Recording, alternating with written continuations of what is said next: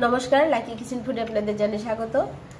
आजकेও भाद्र मास तो भाद्र मासेर शेषेर दिके तो बंधुरा भाद्र मासे साधारणत आमरा छातु पिठा खेये थाकी। तो आमी एखाने चाल निয়েছি, चालगुलो भेजे निब और जे उपकरणगुलो लागबे सबगुलोই देখিয়ে দিব छातुर पिठा तैरी करे। तो बंधुरा যাই এবার এসে छातु ভাজছে, চালগুলো আগে ভেজে নিতে হবে। তো আমি একটু ঝাঁকিয়ে নিলাম যে চালে কোনো ইয়ে আছে কিনা, কুড়া আছে কিনা, এভাবে করে একটু ঝাঁকিয়ে নিলে হয়, এটা ধোয়া যাবে না।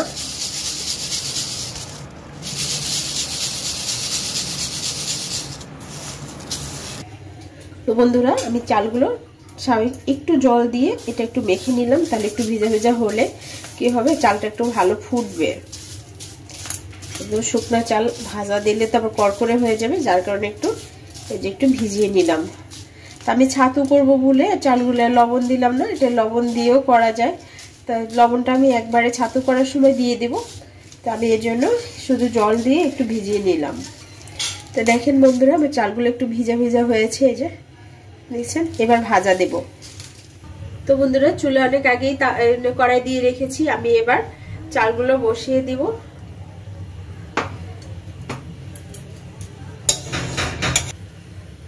বন্ধু এবার আমি এই যে চালগুলো দিয়ে দিলাম।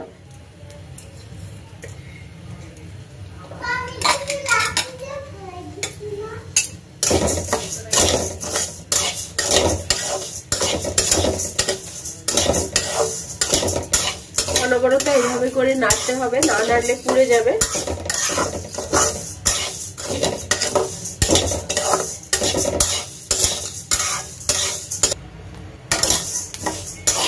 বন্ধুরা দেখেন আমার চালগুলো কত সুন্দর ভালো ফুলে আসছে ভেজে।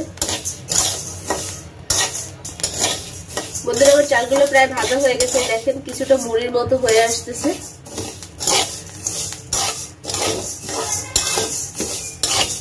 এটা ভালো করে এভাবে নেড়ে রাখতে হবে, তা না হলে পুড়ে যেতে পারে। পুড়ে গেলে আর ছাতুটা ভালো লাগবে না, তাই ভালো করে বারবার নাড়তে হবে।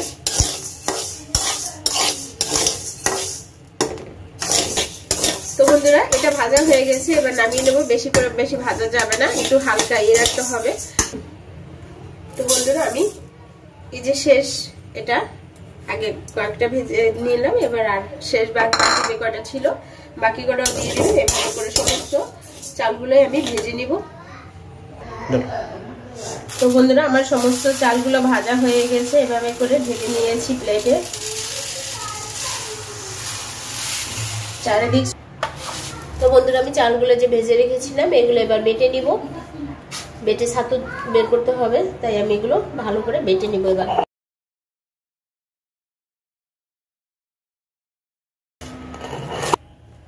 তো বন্ধুরা আমি এইভাবে করে সব বেটে নেব। বেটে এই যে আমি একটা বল নিয়েছি, এর মধ্যে এই যে জালি নিয়েছি, জালির মধ্যে উঠিয়ে নেব। তাহলে হবে কি গুঁড়োটা পড়ে যাবে, আস্ত দানা থাকলে ওটা রয়ে যাবে। এভাবে করেই আস্তে আস্তে আমি সব চালগুলো এভাবে বেটে নেব।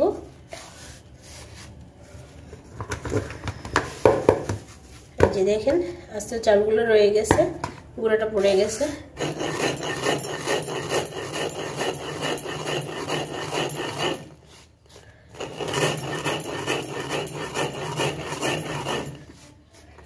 বন্ধুরা আমার চালগুলো সব বাটা হয়ে গেছে, এতটুকু গুঁড়া রয়েছে আমার দানা দানা, বাদ বাকি যে এটা হয়েছে আমাদের গুঁড়া যে চাল নিয়েছিলাম সে চালে। তো এবার আমি নারকেলগুলো ঠিক করে নিই। তোমার গুঁড়ো করা হয়ে গেছে, এবার আমি নারকেলগুলো এই যে করে নিব। ভালো করে নিয়েছি, এখন এই কালো অংশটা ফেলে দিব। আর আমি কিছু অর্ধেকটা নারকেল কোড়ায় নিয়েছি। তো আমি বন্ধুরা এই যে কালো গুলো যে ফেলে দিব কালার থেকে, এভাবে করে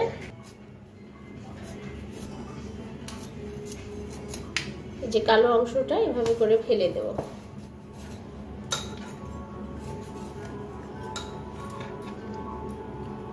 ফেলে এগুলো এভাবে করে ছোট ছোট করে কেটে নেব।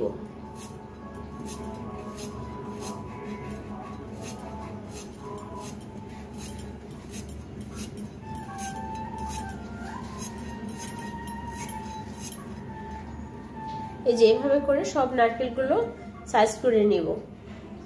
একদম ছোট ছোট করে ফালা করে নিয়েছি। এই দেখেন, আমি সমস্ত নারকেলগুলো এভাবেই করে নিব। কোরানো হয়ে গেছে, এবার আমি রান্না করতে যাব। তো বন্ধুরা চলেন আমার সাথেই থাকুন, ভিডিওটি না টেনে দেখতে থাকুন কিভাবে রান্না হচ্ছে। তো বন্ধুরা আমি এবার চুলায় কড়াই নিয়েছি, কড়াইয়ের মধ্যে জল নিয়ে নিচ্ছি।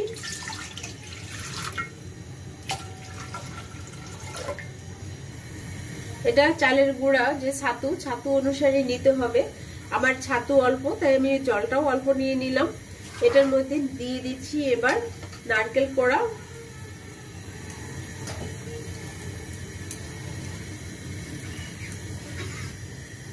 যে আস্ত নারকেল গুঁড়ো দিয়ে দিলাম, যে কুচো কুচো করে কেটে রেখে, যে কুচো কুচো করে কেটে রাখছিলাম যেগুলো, সেগুলো দিয়ে দিলাম। নারকেলগুলো কোরানোটাও দিয়ে দিচ্ছি, কাটাগুলোও একবারে দিয়ে দিচ্ছি। এবার এটা ভালো করে একটু সিদ্ধ হতে হবে, সিদ্ধ না হলে আবার ভালো লাগবে না, যার কারণে এটা সিদ্ধ করে নিতে হবে ভালো করে। তো বন্ধুরা এটা নারকেলটা সিদ্ধ হতে লাগো। চালের এই যে কোনগুলো রয়েছে এগুলো দিয়ে দিলাম, অল্প একটু তো তাই দিয়ে দিলাম। এটা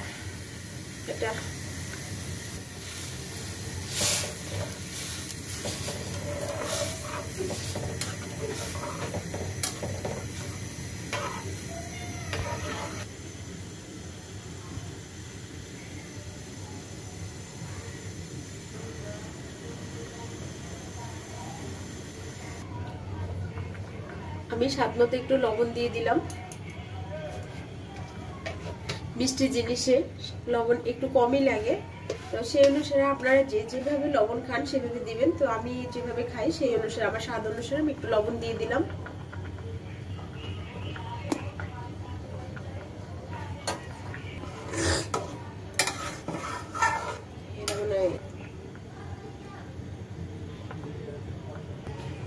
বন্ধুরা আমার সিদ্ধ হয়ে গেছে, এবার আমি দিয়ে দিচ্ছি চিনিটা।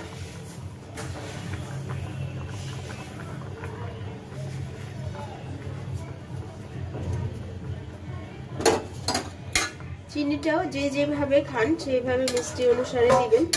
তো আমি আমার মতো করে মিষ্টি যেভাবে খাই ওইভাবেই দিলাম।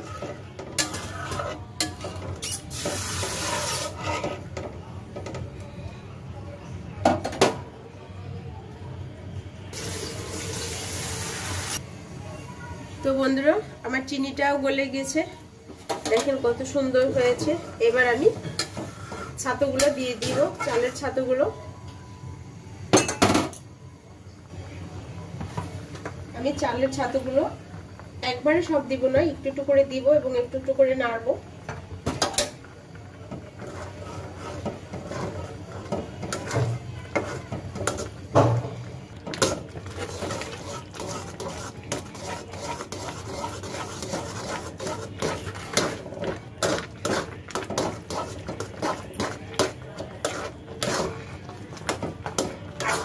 কিন্তু হেল্পিং হ্যান্ড হিসেবে আপনার দাদাকে নিয়েছি, চালের গুঁড়োটা কিন্তু আপনার দাদাই দিচ্ছে, কারণ আমি এক হাতে নেড়ে পারতেছি না, তাই তাকে বললাম যে একটু একটু করে দাও। তো আপনার দাদা কিন্তু হেল্প করতেছে আমাকে আজকে, ক্যামেরার পিছনে কিন্তু দাদা হেল্প করছে, আপনারা দেখছেন না তাকে।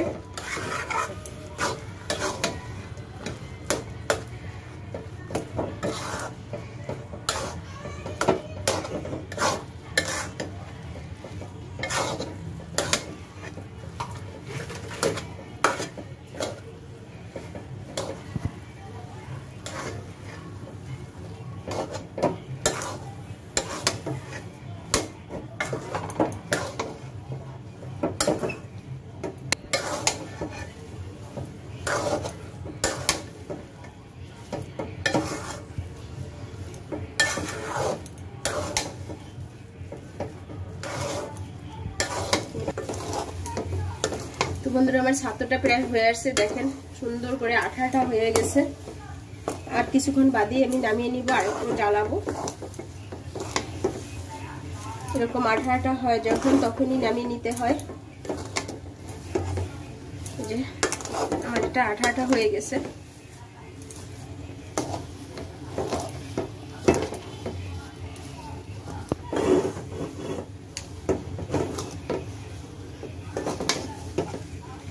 বন্ধুরা হয়ে গেছে, এবার আমি নামিয়ে নিব।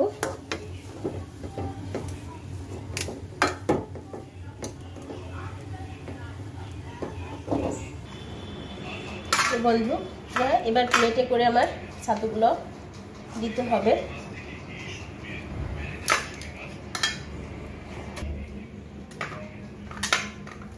এবার সাজ করার জন্য আমি প্লেটে নিয়ে নিলাম।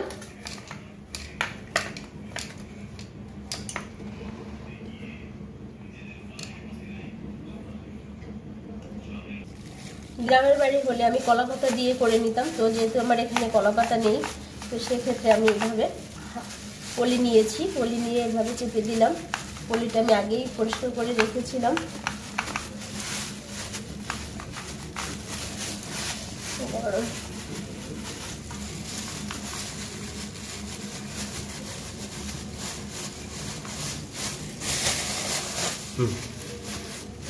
তো বন্ধুরা আমার একটা প্লেট সাজানো হয়ে গেছে। এবার আরেকটা প্লেট নিব আর পরবর্তীতে সাজটা দেখিয়ে দেব। তো বন্ধুরা এই যে আরো একটা প্লেট সাজিলাম। এবার অপেক্ষা ঠান্ডা হওয়ার পরে হচ্ছে আমি এটাকে সাজ করে নেব, সাজ করে কেটে নিব। তো বন্ধুরা আমার হয়ে গেছে, দেখেন কত সুন্দর করে হয়ে গেছে। আমার বাড়িতে হলে আমি কলাপাতা দিয়ে করতাম, কলাপাতা দিয়ে হয়ে গেলে হয়তো বা তাড়াতাড়ি হয় এবং ভালো আরো একটু সুন্দর হতো। তো আমার এখানে তার কলাপাতা নেই, আমি যেহেতু শহরে থাকি তো সেই ক্ষেত্রে আমি পলিট দিয়ে এই যে ভালো করে সমান করে নিলাম। তা বন্ধুরা এবার আমার প্লেট সাজানো হয়ে গেছে। এখন হচ্ছে ঠান্ডা হওয়ার অপেক্ষায়, ঠান্ডা হোক তারপরে হচ্ছে আপনাদের মাঝে আবার ফিরে আসছি, কেটে সাজ করে দেখিয়ে দেবো যে ছাতুটা কেমন হয়েছে। তো বন্ধুরা আমার ঠান্ডা হয়ে গেছে, এবার আমি সাজ করে নেব। সাজ করার জন্য আমি একটা ছুরি নিয়েছি, এভাবে করে এখন কাটবো।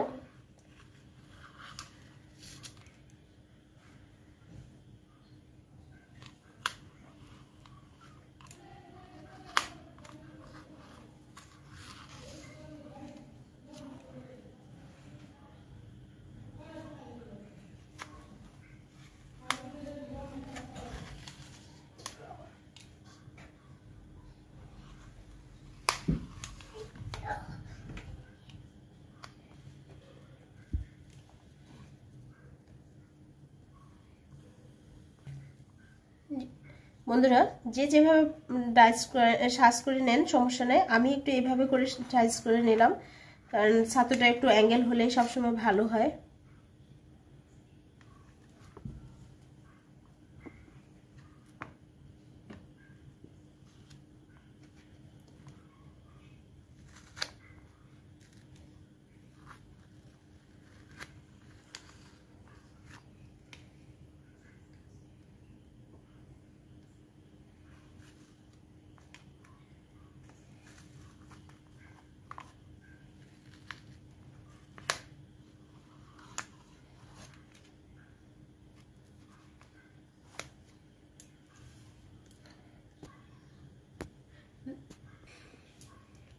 তো বন্ধুরা আমার সাজ করা হয়ে গেছে, এবার আমি আপনাদের উঠিয়ে দেখিয়ে দিচ্ছি